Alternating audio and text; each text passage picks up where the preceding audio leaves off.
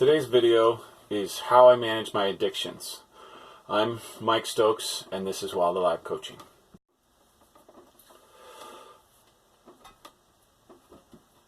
So how do you, or how can you, and how can you manage your addictions?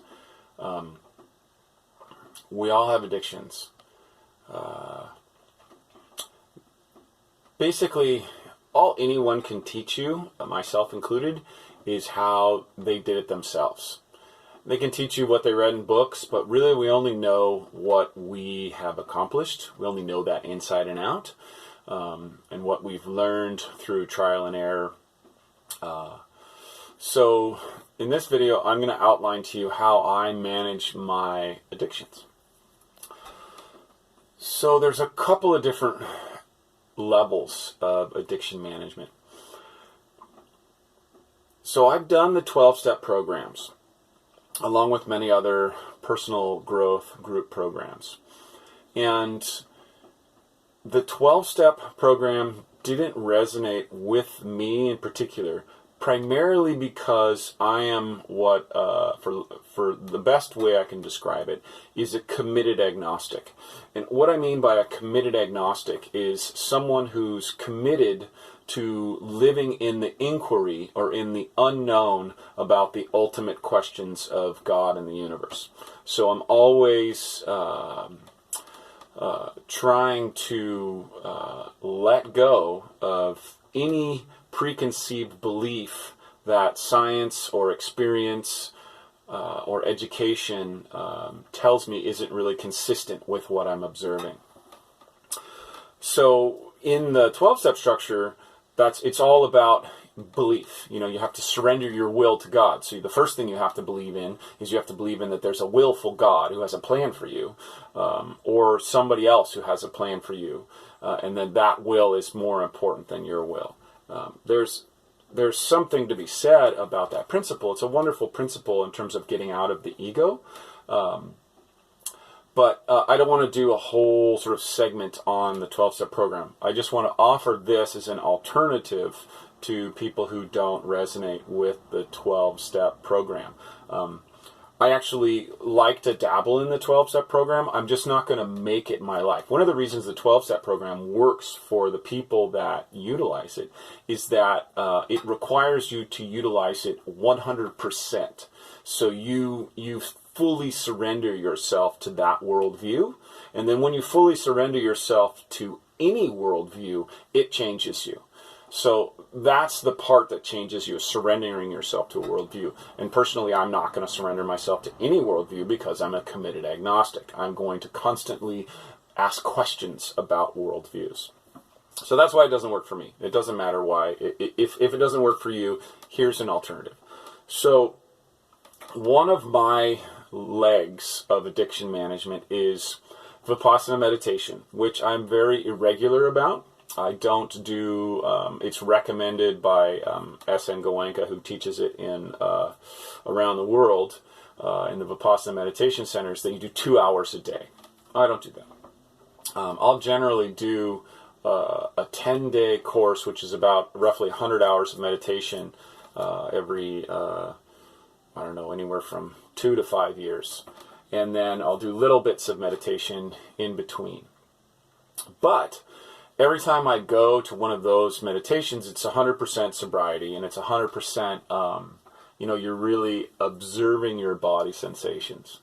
So the first way that I manage my addiction is by becoming more attuned to the addiction to sensation. So that's what Vipassana, one of the things that Vipassana teaches you in a really profound and direct way, at least in the method that it's taught by Goenka, is to observe super deep the body sensations and see how you react. So when you're using alcohol or any drugs, there's a sensation that runs through the body, and then your mind adds a sort of a mental, emotional loop on top of that sensations. One of the ways that he describes it, which is a great way, when somebody yells at you, you literally have a negative, sort of uncomfortable sensation that washes through your body. Now, for the most part, we're unaware of that, unless it's really deep, and then like we feel a gnarly knot in our stomach or something like that. So that's number one in how I manage my addiction, is I just simply develop my awareness of how I'm reacting and the sensations that are going on in my body and how I'm reacting to them. So, many people are just completely unaware of that, and that's okay. It's a particular way to live your life. I'm recommending this particular method for people who either want to or are already sort of in tune with body sensations. So when I have a very stressful day, I'll feel it in my stomach.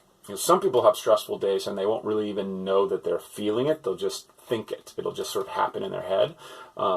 So you either need to develop more body awareness, or this technique isn't really going to help you. Well, the second part of my technique will help you. So that's the first thing that I do, is I develop my body awareness and around. So instead of just unconsciously reaching for a beer, my main addiction is beer. I don't even like other kinds of alcohol. I like strong IPAs. That's basically my go-to addiction. And a little bit of sugar. When I'm not doing IPAs, sugar tends to fill the void sometimes. So that's the first thing I do, is try to be aware of that. So instead of just unconsciously grabbing a beer, I'll try to notice what's happening in my body, and I'll notice I'm feeling sort of an uncomfortable feeling, my sensation. I had a really stressful day, and so I'm trying to mask that. I don't want to experience it.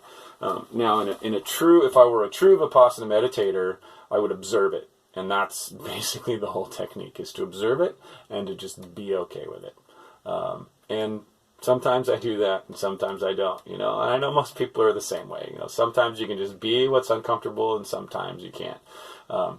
So one is awareness. Now, secondly, what I just said, like just being with the discomfort or not, is I like to think of it in the way which really worked for me. I used to try to break through my discomfort and try to, really conquer and be more of a warrior. And I still like that, but I reacted to it so strongly so many times that I would go in the other direction. So now I really just, baby steps.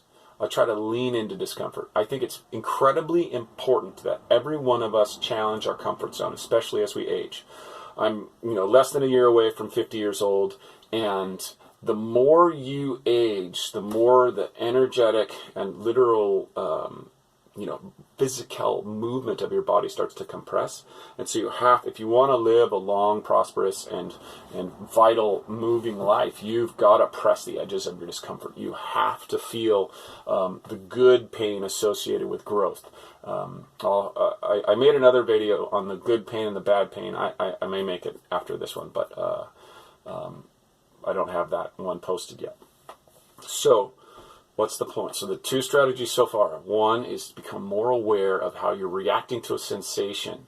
And that sensation is sometimes triggered by an emotion. Like, let's say you're out with friends and you're at a bar, and then you had a trigger point where, the bar just triggered you from habit, or you were triggered because you got a little nervous, socially nervous. A lot of us get socially nervous. Myself, I definitely get socially nervous, so I will grab the alcohol in a social situation. So those are reactionary states that I just try to be aware of. I don't necessarily try to change them, I just try to be aware of them. So that's one, is the awareness. Two is to gently try to push my comfort zone. So to just try to be like, okay, I'm a little uncomfortable now. I really want to have a beer right now, so I'm just going to wait a few minutes. Or I'm going to wait an hour, or I'm going to wait 2 hours, or whatever. Just to try to push that reactionary state back a little bit. And thirdly, and probably the most important and effective way that I manage my addiction is through my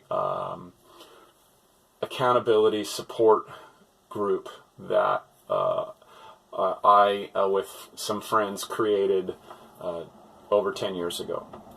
And I literally, it's kind of a joke at this point, because I will make a goal around limiting my alcohol consumption. We meet in 2-week periods, in 2-week blocks, virtually every 2 weeks. I'll have some sort of limiting goal. Now, every once in a while I won't make a limiting goal, and then usually I'll go overboard, because we've created such an effective accountability structure that it really works. So I made another video about how that accountability structure works, and you can watch that and see if you can make one of your own or find one that exists.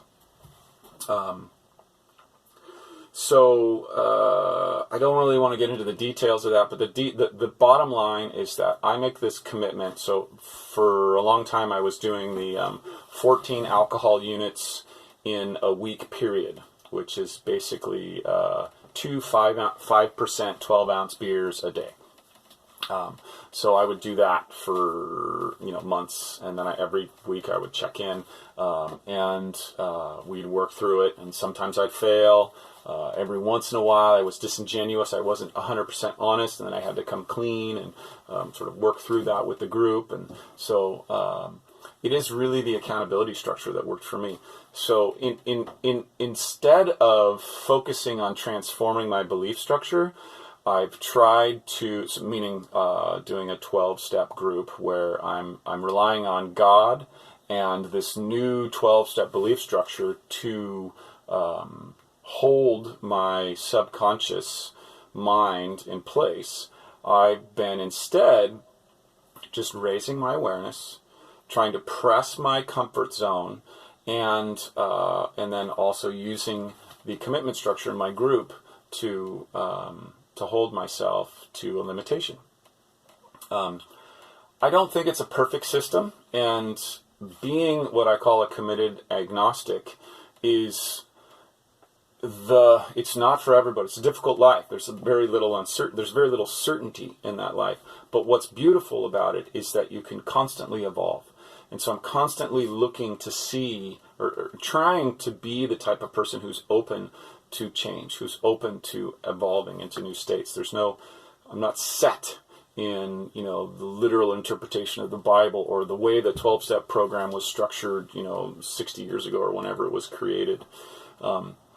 I can constantly evolve, and that is dangerous as well, because you can make lots of mistakes and go in the wrong direction. But ultimately, when you learn something, when you get it and something that works, it's yours, and you don't have to rely on a book or a text or a group. It's it in your heart and your bones, and then it's yours to hold and to give away if you want to other people.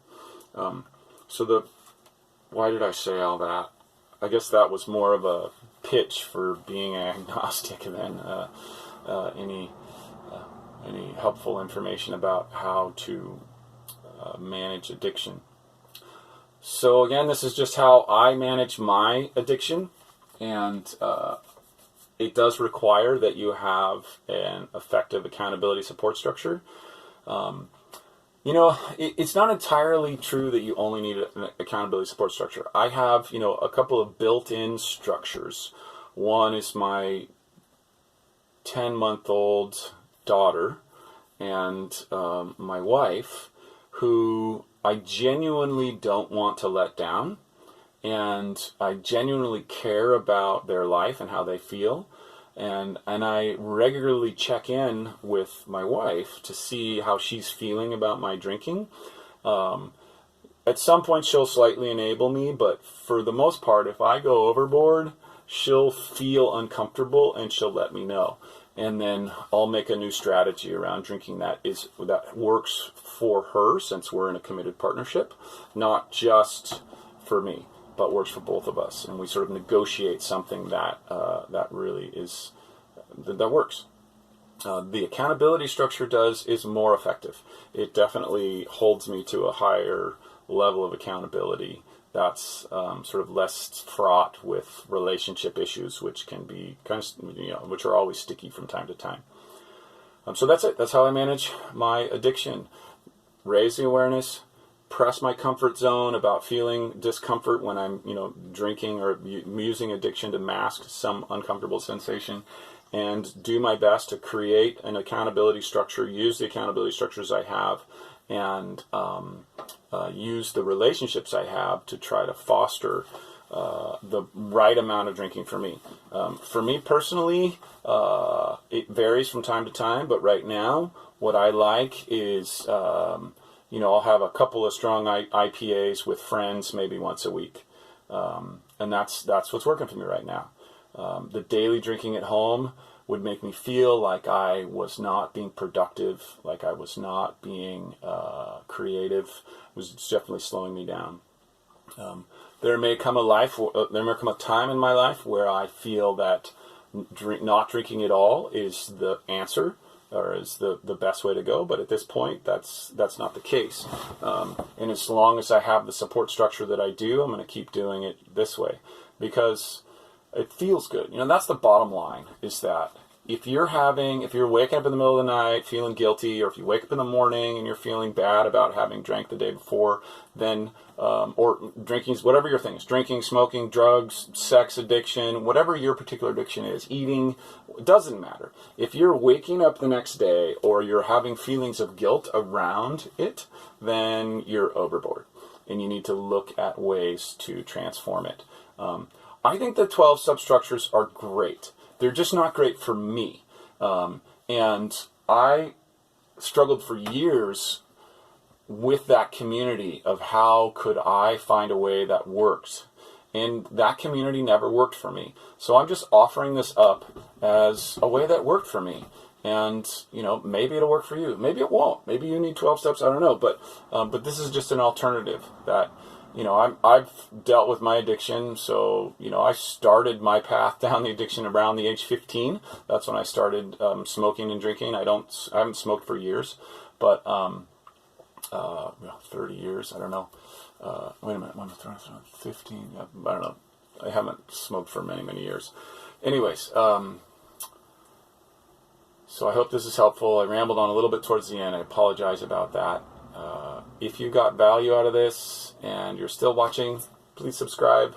It's helpful. If I can monetize these videos, then I don't have to just make them in the sauna in my spare time. I can do more production and make them more visually interesting. It's going to take a while though, because the process of gaining subscribers and getting monetization, getting money has definitely been a slow one. Have a great day. I hope this was useful.